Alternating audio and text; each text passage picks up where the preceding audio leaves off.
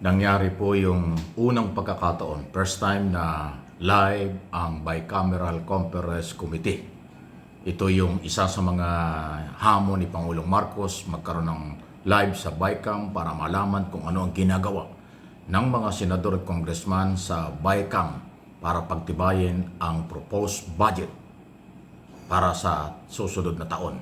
Pero alam ba nyo, sa unang hearing na ito, pumapil ka agad si Amy Marcos. Nagmamadali, hinahanap ka agad. Wala yung proposed budget ng Department of Education, isos meron siya. Hindi naman talaga kasama sa agenda dahil araw-araw ibang agenda. Sa unang hearing, sa unang pagdinig, hindi talaga isinama. Iba yung binigyan ng priority ng mga chairman ng committee. O di napahiya tuloy. Eto pakinggan nyo, simple lang yung sagot ng chairman, si Senador Sherwin Gatchalian. Pakinggan nyo itong balitang ito. Ng 2026 national budget, umalma na si Senator Amy Marcos sa hindi umano niya makitang kopya ng DPWH budget sa hawak nilang Summary at Reconciliation of Disagreeing Provisions na basehan ng mga diskusyon. Kung talagang transparency ang habol natin, bakit wala rito ang pinagmulan ng pagpopoot at kawalang kampiyansa ng taong bayan sa atin?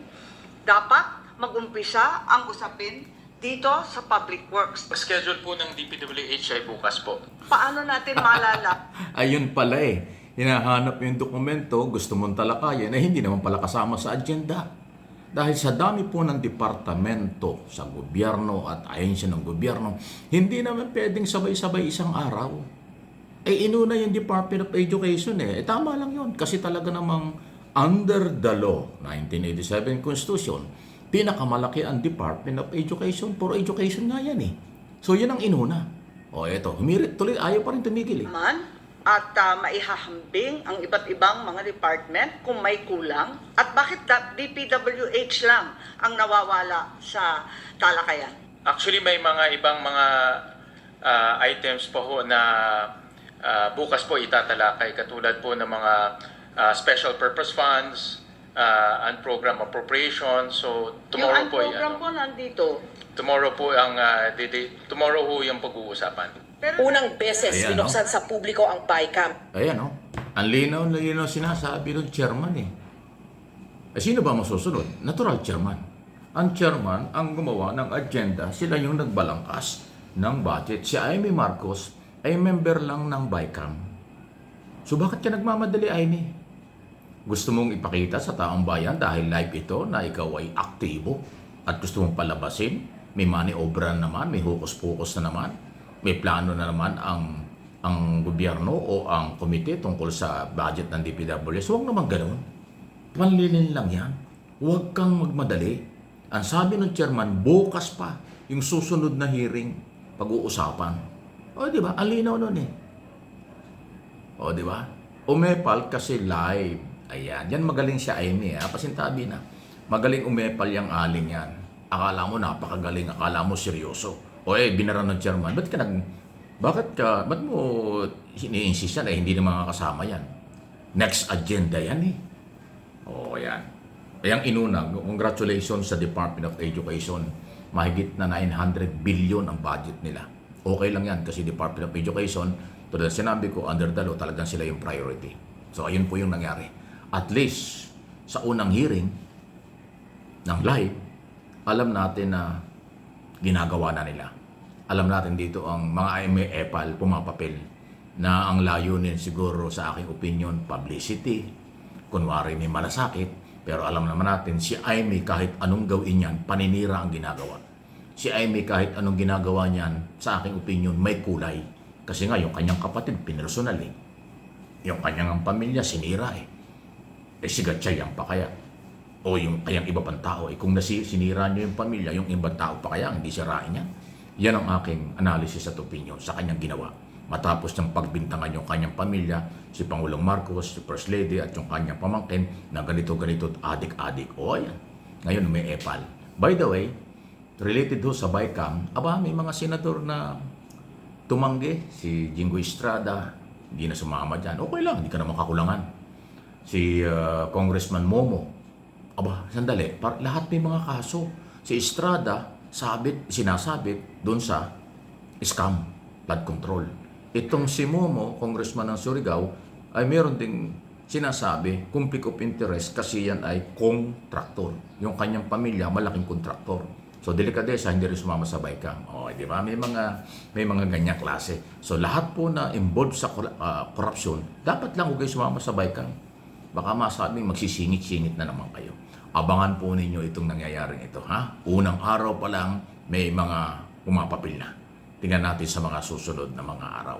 Kasi kailangan kahit na yata weekend, tulad nga yan, Sabado, ginawa nila. Kasi ang kalaban nila, panahon na eh. Ano bang date na ngayon? 15, 2 linggo na. Ay, malapit na mag-recess sila. BICAM pa lang. Pagkatapos ng BICAM yan, babalik sa plenaryo, sa Senado at Kongreso para sa third and final reading. Pagkatapos yan, bago imprenta. Pag na-imprenta na yan, ganap na libro na, dadalhin sa Malacanang, puro signature ng Pangulo. Pero re-reviewin pa rin ng Pangulo. Ay, malapit na ho yung bagong taon. Dapat November 1, may bagong batas, may bagong budget. 2026 hindi pwedeng re-enacted kasi delikado. Pag re-enacted ang budget, mas delikado. Mas madaling makurap ng mga kurap. Ayan, ha? So, dahil first time nga itong live sa BICAM, dati kasi sila-sila lang. Kung yung mga insertion, kung ano-ano mga usapan dyan, di natin alam. Ngayon, ano man ang proposal, ano man ang pinag-uusapan, nadidinig ng live. Kaya maging matalino kayo, maging matalino tayo. Basahin nyo ang mga hugot at sundot ng mga senador at congressman. Alam na alam mo yung kulay ng kanilang galawan. Kaya huwag tayong paninlang. Pera natin ito. Tayo ang gagawa ng pera. Ang kanila libro lang, papel lang yan. Ang mga Pilipino ang gagawa ng pera. Pag nagbayad ka ng buwis, yan ang magiging pera. Ganun po yun. Yung pinag-uusapan nila, walang pera dyan. Puro papel yan, libro yan. Pag nabuo, walang pera yan. Hahanapin pa yan. Ang taong bayan ang uobligahin mag-produce ng pera sa pagbabayad ng tamang buwis. At pag kulang yung ating ibinayad na buwis, tayo igagamitin ng gobyernong collateral, mangungutang, maglo-loan sa international bank para sa ganon mapunuan ang proposed budget. Ganon po yan taon-taon. Kaya pagdasal nating makolekta ng gobyerno ang 6.7 trillion para sa susunod na taon. Pag hindi na kolekta yan, mangungutang.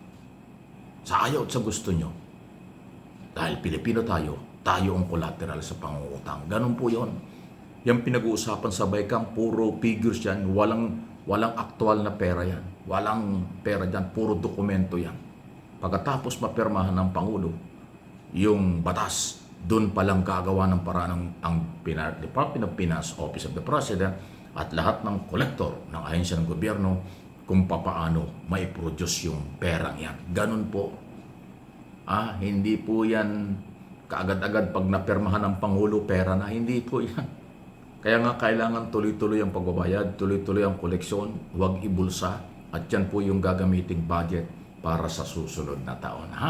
For information, for education, please like and share ng ating mga topic. Maging maingat. Tayo, real to ang ginagawa. Malasakit para sa bayan na totoong nagmamahal.